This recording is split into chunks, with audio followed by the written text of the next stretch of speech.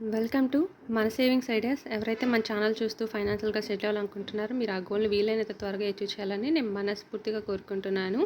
మన వ్యూవర్స్ అడిగారనమాట, 35,000 జీతంతో సొంత ఇంటిని ఎట్లా ప్లాన్ చేసుకోవాలని చెప్పి. ఈ వీడియో మీ అందరికీ యూజ్ అవుతుంది. తక్కువ శాలరీ ఉండే వాళ్ళు కూడా ఎలా ప్లాన్ చేసుకుంటే మిడిల్ క్లాస్ అన్న వాళ్ళు ప్రజెంట్ ఉంటున్న అద్దె ఇంటి నుంచి సొంత ఇంటికి లేదా ఫ్లాట్కి మారగలరు అని చెప్పి.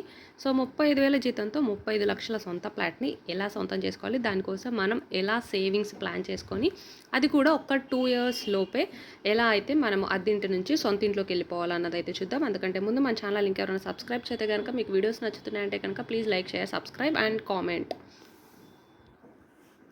సో శాలరీ వచ్చేసరికి వాళ్ళు చెప్పిన బేసిక్ డీటెయిల్స్ వచ్చేసరికి వాళ్ళ శాలరీ 35,000.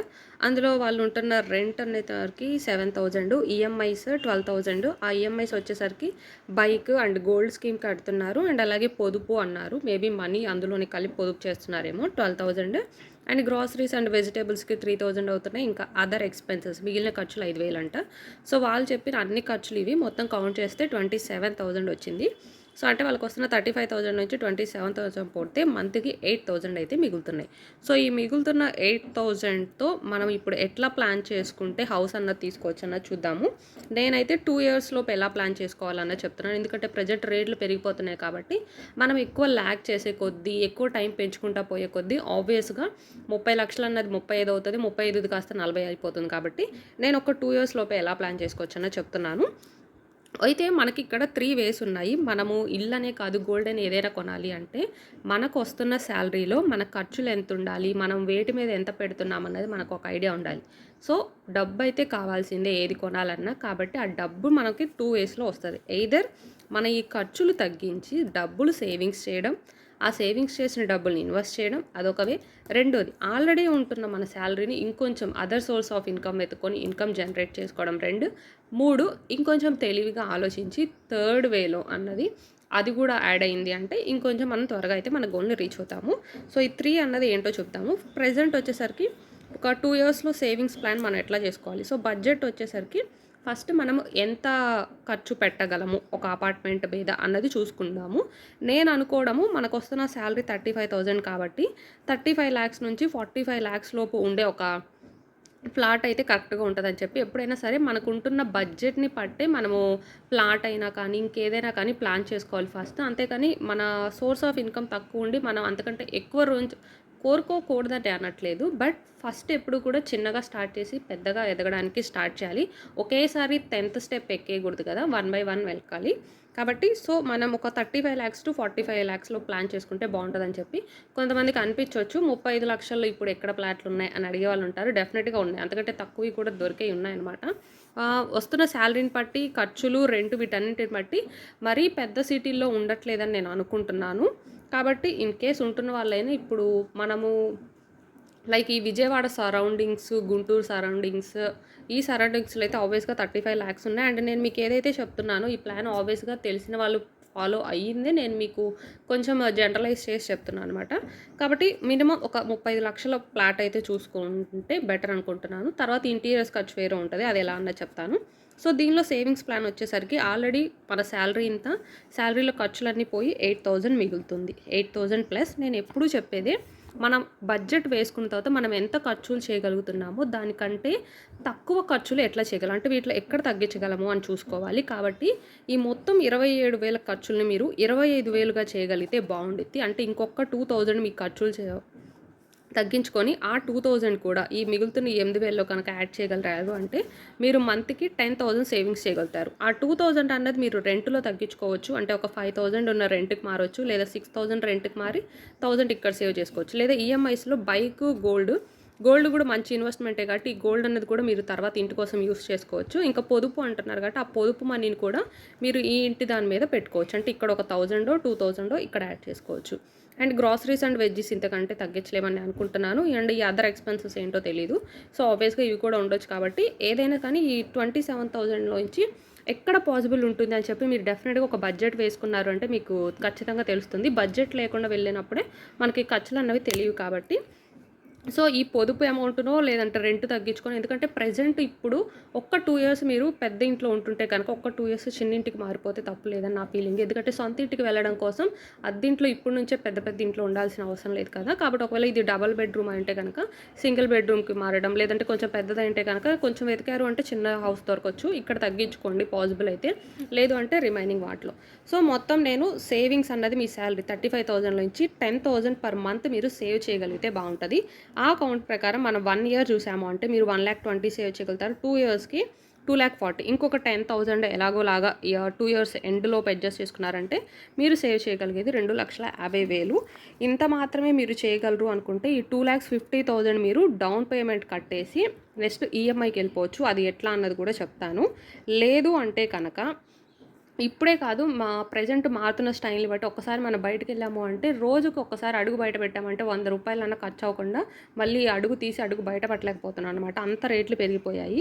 రేట్లు ఎప్పుడైతే పెరిగిపోతాయో అప్పుడే మన సోర్స్ ఆఫ్ ఇన్‌కమ్ కూడా పెరుగుతూ ఉండాలి. సో, నాకనిపిస్తుంది ఈ present time source of income పెంచుకునే టైం వచ్చింది అని చెప్పి. కాబట్టి మీ సోర్స్ ఆఫ్ ఇన్‌కమ్ ఇప్పుడు ఎవరైతే ఇది చెప్పారో లేదంటే ఈ వీడియో చూస్తున్న వాళ్ళు మీ ఇంట్లో మీ పార్ట్నర్ వర్కింగ్ కాకపోతే వాళ్ళకేమన్నా ఇంట్రెస్ట్ ఉంటే కనుక మీ పార్ట్నర్ సపోర్ట్ తీసుకోండి. ఇలా హౌస్ ప్లాన్ చేసుకుందాం అనుకుంటున్నాను. నువ్వు కూడా ఏమన్నా సపోర్ట్ చేయగలవా? ఏమన్నా జాబ్ నీకు ఇంట్రెస్ట్ ఉందా అని చెప్పి అడగండి. లేదంటే ఇంట్లో ఉండే మీరు ఇంకేమన్నా చేయగలరా? లేదంటే మీ జాబ్ షిఫ్ట్ ఇంకొంచెం ఒక 1 అవర్ 2 అవర్స్ ఎక్స్టెండ్ చేసుకుంటే ఎక్స్ట్రా శాలరీ వస్తదా? లేదంటే మీకు ఏదైనా టాలెంట్ ఉండి దాంతో పార్ట్ టైమ్ జాబ్ చేయగలరన్నది చూసుకోండి. దాని ద్వారా మంత్లీ మీరు 5,000 నుంచి 10,000 వరకు ఎర్న్ చేయడానికి ట్రై చేయండి. ఎవరైనా కానీ ఇప్పుడు ఎవరైతే ఇంట్లు ఇలాంటి ఏదైతే బడ్జెట్ ఎక్కువ ఉన్నాయి తీసుకోవాలనుకుంటున్నారో స్థలమైన, పొలమైనా సో ఒక 5,000 నుంచి 10,000 అన్నా కనీసము నెలకు 5,000, 10,000 అంటే కొంచెము పర్లేదు కాబట్టి అది ఏ విధంగా అన్నది చూసుకోండి. మీ పార్ట్నర్ సపోర్ట్ తీసుకుంటారా? పార్ట్ టైమ్ జాబ్ చేస్తారా? ఇంకో సోర్స్ ఆఫ్ ఇన్కమ్ చేస్తారా? ప్రెజెంట్ చేస్తున్న జాబ్‌ని ఎక్స్‌టెండ్ చేసుకుంటారా? లేదంటే స్విచ్ అవుతారా? అన్నది ప్లాన్ చేసుకోండి. సో, ఇంకొక 10,000 గనక మీరు ఎవ్రీ మంత్ ఎక్స్ట్రా ఇన్కమ్ గనక ఎర్న్ చేయగలిగితే, లేదంటే మీ వైఫ్ ద్వారా కూడా ఆమె ఇంట్రెస్ట్ కనుక్కొని చేయించగలిగితే, మీ శాలరీ సేవింగ్స్ 10,000 అవుతుంది. ఎక్స్ట్రా ఇన్కమ్ 10,000 అయితే అప్పుడు మీరు నెలకి 20,000 సంపాదించగలుగుతారు. అంటే ఒక ఇయర్ లోపు 2,40,000 ఆబ్వియస్‌గా ఇంకొక 10,000 యాడ్ చేయగలిగారు అంటే ఇయర్‌కి 2,50,000 అంటే 2 ఇయర్స్ లోపు మన దగ్గర 5,00,000 అయితే చేతిలో ఉంటాయి. ఎప్పుడైనా కానీ ఇంటికెళ్ళేటప్పుడు అందరూ కూడా ఒకేసారి ఈఎంఐలో బ్యాంక్ వాళ్ళు ఇస్తున్నారు కదా అని చెప్పేసి మొత్తం అయితే లోన్‌కెళ్ళిపోతున్నారు. మొత్తం లోన్‌కెళ్ళొద్దు. కొంచెమన్నా చేతిలో పెట్టుకొని కొంచెం డౌన్ పేమెంట్‌కి అయితే వెళ్ళండి. కాబట్టి 5,00,000 మన దగ్గర పేపర్ వర్క్ డౌన్ పేమెంట్ కోసం ఉంటాయి. అంటే ఈఎంఐకి వెళ్ళేటప్పుడు ఫస్ట్ హౌస్ ఓనర్‌కి కొంత అమౌంట్ ఇవ్వాలి కదా!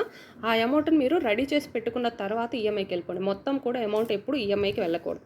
సో, మనం 35,00,000 ఫ్లాట్ అనుకుంటే అందులో 5,00,000 మనం డౌన్ పేమెంట్ కడితే 30,00,000కి మీరు లోన్‌కి ప్లాన్ చేసుకుంటే బావుంటదనమాట. ఇంకా ఇంటికి వెళ్ళిన తర్వాత ఇంటీరియర్స్ ఉంటది కాబట్టి, ఇంటీరియర్స్ అప్పుడే ప్లాన్ చేసుకోకండి. ఈ ఫస్ట్ ఇంట్లోకి వెళ్ళిన తర్వాత ఉన్న దాంట్లో కొంచెం అడ్జస్ట్ అవుతా. ఇంటీరియర్స్ కోసం ఒక 1 ఇయర్ మళ్ళీ ఇలానే సేవింగ్స్ చేసుకోండి. అలా 1 బై 1 ఒకేసారి ఇంటీరియర్స్ మొత్తం ఒక డిజైనర్‌కి ఇచ్చి చేయించుకోకుండా 1 బై 1 చిన్నగా చేయించుకుంటా రండి. ఒక ఇయర్‌కి సేవింగ్స్ చేసిన ఆ 2,00,000తో కొంత అమౌంట్‌తో కొంత ఇంటీరియర్స్ చేపించుకోండి. తర్వాత నెక్స్ట్ ఇయర్ ఇంకొక ఇంటీరియర్స్ అలా ఒక 5,00,000లో అలా ఇంటీరియర్స్ అయిపోయేలా చూసుకోండి. లేదు అంటే మీరు ఆల్రెడీ గోల్డ్ పెడుతున్నారు కాబట్టి గోల్డ్ లోన్ తీసుకొనైనా సరే ఆ అమౌంట్‌ని మీరు ఇంటీరియర్స్ కోసం ప్లాన్ చేసుకోండి. అంతేకానీ ఇంటీరియర్స్ కూడా మళ్ళీ లోన్‌కెళ్ళకండి. అందరూ ఏం చేస్తారంటే 35,00,000 ఫ్లాట్ అన్నారనుకోండి. 35,00,000 ప్లస్ ఇంటీరియర్స్ కోసం ఇంకొక 5,00,000, 10,00,000 కలిపి రౌండ్ ఫిగర్ 45 లాక్స్‌కి ఈఎంఐకి వెళ్ళిపోతూ ఉంటారనమాట. అందుకే ఆ ఈఎంఐకి ఎప్పుడైతే వెళ్తారో మీరు కట్టాల్సిన ఇయర్స్ పెరుగుతా ఉంటది. నెల నెల కట్టాల్సిన డబ్బు పెరుగుతది. వడ్డీ పెరిగిపోతది. అది మనకి ఎట్ ద ఎండ్ లాస్ అవుతది. అందుకనే మనం కొనాలనుకుంటున్న ప్లాట్‌లో నుంచి కొంత అమౌంట్ అన్నా మనం అమౌంట్ కట్టగలిగేలా ఉండాలి. ఇంటీరియర్స్ అమౌంట్ ఎప్పుడూ కూడా మన దగ్గర ఉంటే ఇప్పుడు చేపించుకోవడం, లేదంటే నిదానంగా ప్లాన్ చేసుకుంటే బావుంటదనమాట. అయితే ఈ 2 ఇయర్స్ లోపు మీరు ఇంకొకటి తెలివిగా ప్లాన్ చేయగలిగింది ఏంటి అంటే, ఒకటి మీరు ఇప్పుడు సేవింగ్స్ చేస్తున్నారు, వాటిని ఇన్వెస్ట్ చేస్తున్నారు గోల్డ్ మీద కానీ, ఇంటి మీద కానీ. అండ్ ఈ 2 ఇయర్స్ లోపు మీరు ఇంకొక పని చేసి మీరు ఈ 30,00,000 కూడా ఇంకొంచెం తగ్గించుకోవచ్చు. అంటే ఇంకొంచెం ఇప్పటికి మనం 5,00,000 చేయగలుగుతున్నాం కదా సేవింగ్స్. ఇంకొంచెం మీరు ఏం చేయగలరు అంటే రియల్ ఎస్టేట్ మార్కెట్ అంటారు దీన్ని. అంటే ఏంటంటే మీరు ఇప్పుడు ఎక్కడైతే ఫ్లాట్ కొనాలనుకుంటున్నారో ఈ 2 ఇయర్స్ లోపు మీరు బాగా రీసెర్చ్ చేయండి. సొంత ఇంటికి మారాలంటే అంత చిన్న ఇష్యూ కాదు కాబట్టి ఎక్కడ మనకి తగ్గినట్టుగా దొరుకుతున్నాయి. బార్గెయిన్ చేయండి బాగా. చేసిన తర్వాత మీ పక్కన జనరల్‌గా ఏందంటే ఇంటికి వెళ్ళాలనుకుంటున్న వాళ్ళు చుట్టాలకు కానీ వీళ్ళకి చెప్పరు. ఎందుకంటే దిష్టి తగులుతుందనో వాటెవర్ రీజన్స్ ఏదోటి అనుకుంటారని. బట్ దాన్ని మనం అలా కూడా చూడొచ్చు. ఒక పాజిటివ్ వేలో చూడాలి అంటే మీరు కాంటాక్ట్స్ ఎక్కువ పెంచుకోండి. కాంటాక్ట్స్ ఎక్కువ పెంచుకొని ఈ 2 ఇయర్స్ లోపు మీ సర్కిల్ పెంచుకున్నారు అంటే ఆబ్వియస్‌గా ప్రెజెంట్ ఇప్పుడు అందరూ కూడా రెంట్ ఇంట్లో ఉండడం కంటే ఈఎంఐలు కట్ అయిన అప్పులు చేసైనా సొంత ఇంట్లోకి వెళ్ళిపోతున్నారు. మనం మరి అప్పులు చేసి వెళ్ళొద్దులే కానీ ఇలాంటి వాటి కోసం ఏంటంటే అలా ఎవరైతే ఇళ్ళలోకి వెళ్ళాలనుకుంటున్నారో వాళ్ళ కాంటాక్ట్స్ అండ్ మీ సర్కిల్ని పెంచుకొని వాళ్ళకి చెప్పండి ఇలా ఒక ప్లాట్ ఉంది ఇంతకు అమ్ముతున్నారు అని చెప్పి. సో మీకు ఎవరైతే ప్లాట్ అమ్మాలనుకుంటున్నారో మీరు ఎక్కడ కొనాలనుకుంటున్నారో డిసైడ్ అయ్యి వాళ్ళతో ఒక డీల్ అయితే చేసుకోండి. సో మాకు మీరు అమ్మాలనుకుంటున్న ప్లాట్లో కొంచెం కమిషన్ ఇవ్వండి, మేము ఇంతమందిని కనుక మీ రిమైనింగ్ ప్లాట్స్ అమ్మడానికి తీసుకొస్తే అని చెప్పి. అంటే కమిషన్ అంటే ఒక ప్లాట్ అమ్మామనుకోండి, ప్లాట్‌కి ఒక 20,000 అది అంత ఇవ్వరనుకుంటా. సో ప్లాట్‌కి ఒక 5,000, 10,000, 20,000 ఎంతో ప్లాట్‌ని బట్టి ఉంటదనమాట. అలా కమిషన్ తీసుకుంటారా? లేదంటే మీ ప్లాట్ 35 లాక్స్‌కి ఇస్తా అన్నారు కదా! నేను ఇంతమందిని తెచ్చాను, ఒక 5 మెంబర్‌లని తెచ్చాననుకోండి, నాకు 30,00,000కే ఇస్తారా? ఇలా సమ్ వాట్ ఎంతో కొంత కమిషన్ అయితే బార్గెయిన్ చేసుకోండి. దానివల్ల మనకి ఎంతో కొంత అమౌంట్ తగ్గుతుంది. ఇది రియల్‌గా వర్కౌట్ అవుతున్నదే రియల్ ఎస్టేట్. ఇది ఎట్లా అవుతదని అనుకోకండి. జెంట్స్‌కి ఇది మోస్ట్‌లీ పాసిబుల్ అవుతది. ఈవెన్ లేడీస్ కూడా ఏం తక్కువ కాదు. చాలామంది లేడీస్ చెప్తుంటారు కదా, మేము సొంత ఇంటికి వెళ్ళాలనుకుంటున్నాం వెళ్ళలేకపోతున్నామని. సో అలా మీతో చెప్తున్న లేడీస్కి కూడా చెప్పండి ఇలా ఉన్నాయంట ప్లాట్స్ అని చెప్పి. సో అలా డీల్ చేసుకున్నారు అంటే మీకు ఎంతో కొంత కమిషన్ వస్తుంది. సో ఇది ఒక వేలో కూడా మీరు కొంత అమౌంట్ని తగ్గించుకోగలరు. అండ్ ఫైనల్గా మరి ఇంకా ఈఎంఐస్ విషయానికి వస్తే మనం 2 ఇయర్స్ ఇప్పుడు ప్లాన్ చేసాం కదా, 2 ఇయర్స్కి ప్లాన్ చేసాము. 5 lakhs ఉన్నాయి, డౌన్ పేమెంట్ కట్టాము, 30 lakhs లోన్కి వెళ్ళాము అనుకుందాము.